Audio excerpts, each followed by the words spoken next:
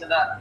Kalau Kristus ingin mencari kesenangan sendiri, Tuhan gak mau turun ke dunia, gak mau melihat manusia-manusia yang lemah, gak mau melihat manusia-manusia yang berdosa. Tetapi karena Kristus tidak mencari kesenangan sendiri, Alkitab dengan jelas Dia turun dari surga ke dunia, Dia turun untuk berbagi kepada umat yang berdosa, Dia turun untuk berkorban.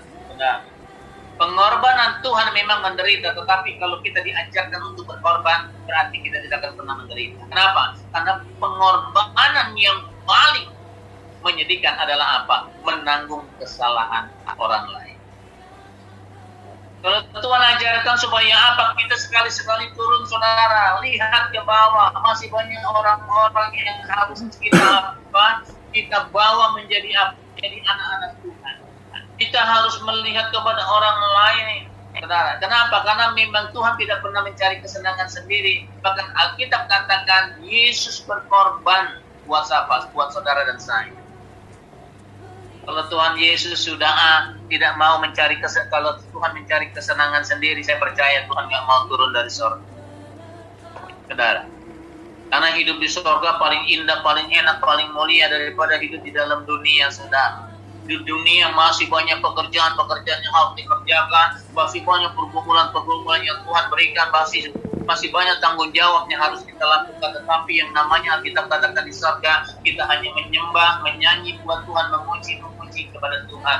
Alkitab dengan jelas Yesus turun mau berkorban dari tempat yang enak kepada tempat yang enak.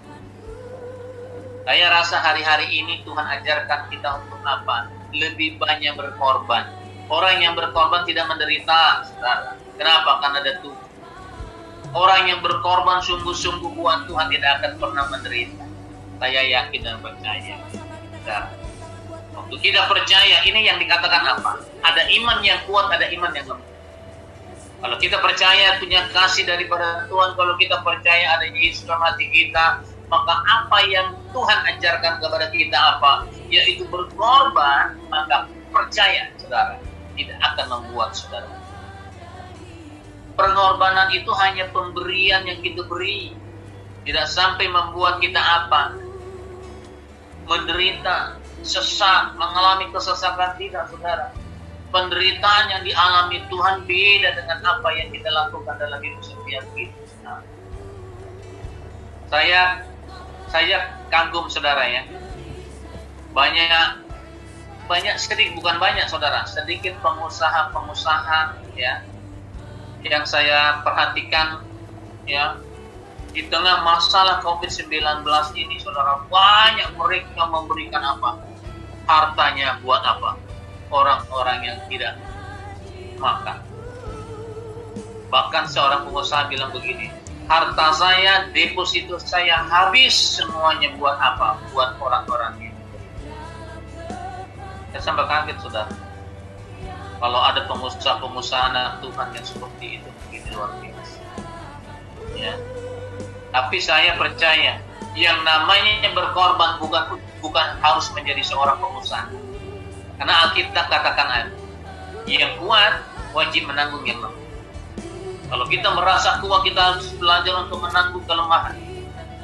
Ya. Kalau kita bicara tentang kuat, kita bicara tentang iman, kita percaya waktu kita belajar berkorban, maka pasti ada Tuhan yang lebih berkorban buat kita. Amin. Itu, saudara, saya iman. Dalam iman saya, waktu saya belajar untuk berkorban, maka pasti Tuhan lebih berkorban lagi buat saya. Apalagi di tengah masalah seperti ini. Ya. Banyak orang yang tidak bekerja, banyak orang yang di PHK dan lain sebagainya. Tapi masih ada perusahaan-perusahaan yang membutuhkan karyawan luar biasa. Kenapa? Itu adalah Tuhan. Ya. Tuhan itu bekerja di tengah apa? Tidak bisa dipikirkan dengan pola pikir kita. Ya Tuhan, pada masalah seperti ini orang Kristus seharusnya saya tuh prihatin, harusnya saya tidak melakukan segala sesuatu pengorbanan. Kenapa? Karena saya untuk diri saya sendiri aja kurang. Itu namanya kita mencari kesenangan. Alkitab katakan, kalau kita hanya bisa makan 1 minggu, masih banyak orang yang hanya bisa makan 1 hari. Kalau kita bisa makan hanya buat 3 hari, masih banyak orang yang hanya makan 1 kali. Kalau kita bisa makan satu kali, masih banyak orang yang tidak makan sama sekali. Itulah Tuhan yang pasti banyak berkorban buat kita orang yang percaya. Kristus tidak mencari kesenangan, dia turun ke dunia untuk apa? Untuk mengangkat setiap mereka percaya kepada Tuhan. Tuhan mencari orang-orang yang berdosa, dia turun mencari orang-orang yang menderita, dia mencari orang-orang yang melarat, dia mencari orang-orang yang merasa butuh Tuhan. Bukan orang-orang yang kaya, bukan orang-orang yang tidak mengandalkan Tuhan. Tuhan kalau mencari kesenangan, dia nggak akan pernah. Kenapa? Singgah sananya penuh kemuliaan, tapi dia turun ke tempat yang tidak nyaman, yaitu dunia. Bahkan dia mati dianiaya. Buat apa? Buat orang-orang yang berdosa. Tanamkan Roh Kudus itu dalam hati kita, tanamkan Yesus, minta hati Tuhan dalam hati setiap kita, supaya apa? Kita punya perasaan empati yang sama dengan Tuhan. Jangan pakai akal pikiran kita. Tuhan nggak pernah pakai akal pikiran. Kalau Yesus, saya percaya akal daripada Tuhan Yesus lebih pintar daripada kita. Akal pikiran Tuhan lebih dahsyat daripada akal pikiran kita. Tapi ini bicara tentang tunduk dan ketaatan. Orang yang tunduk kepada ketaatan, kesetiaan adalah menghilangkan akal pikiran kita kepada otoritas yang tinggi, yaitu siapa? Bapa di surga.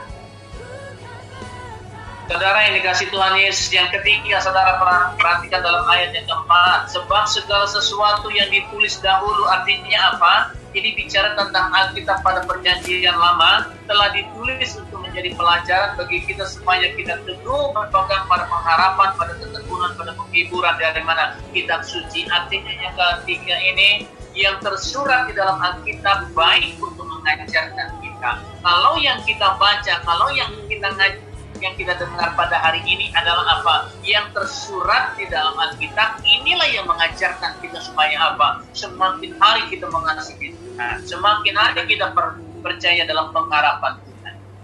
Alkitab inilah yang Tuhan katakan, yang tersurat di dalam Alkitab inilah yang mengajarkan supaya apa? Saudara teguh di dalam pengharapan. Kepada siapa? Kepada Yesus. Hari-hari ini kita hanya bisa berharap kepada Tuhan. Masalah ekonomi dipulihkan, masalah bangsa sakit penyakit dipulihkan, masalah COVID-19 bisa dipulihkan sama Tuhan. Ya, yang tersurat di dalam Alkitab inilah yang meneguhkan iman kita supaya apa? Semakin hari kita tekun dengan Tuhan. Jangan ada persoalan bangsa seperti ini kita nggak tekun, kita nggak setia, kita nggak bersatu hati, saudara.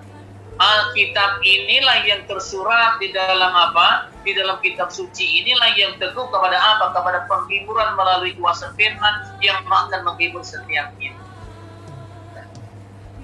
Banyak perkara-perkara yang mustahil yang akan Tuhan kerjakan di dalam apa? Dalam keadaan yang seperti ini. Orang yang bersandar kepada Tuhan akan apa? Teguh kepada pengharapan. Orang yang bersandar kepada Tuhan akan semakin hari tekun untuk mencari Tuhan. Orang yang bersandar kepada Tuhan akan mendapat apa? Penghiburan di tengah apa? Di tengah persoalan yang ada. Penghiburan manusia ada batasnya, saudara. Tetapi penghiburan Roh Kudus itu tidak pernah terbatas, saudara ya. Kalau manusia menghibur hanya sebatas 1-2 jam kita dihibur, selesai. Sudah. Tapi penghiburan yang datangnya daripada Tuhan itulah selama-lamanya. Saudara akan dikuatkan di tengah persoalan masalah krisis apapun, kita akan apa? Selalu ada sukacita. Ya, nggak apa-apa saudara, kita sukacita. Alkitab katakan apa? Jangan mencari kesenangan kita sendiri, kita bersukacita sama-sama, saudara.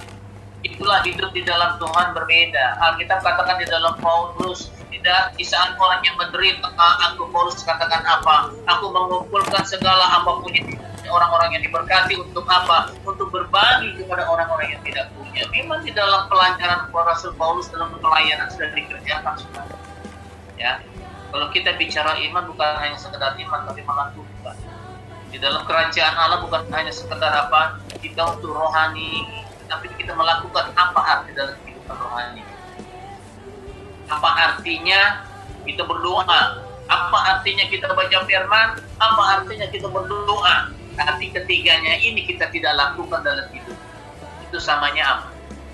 Sama aja menjadi orang yang pintar berilmu tapi nggak bisa melakukan apapun karena bingung.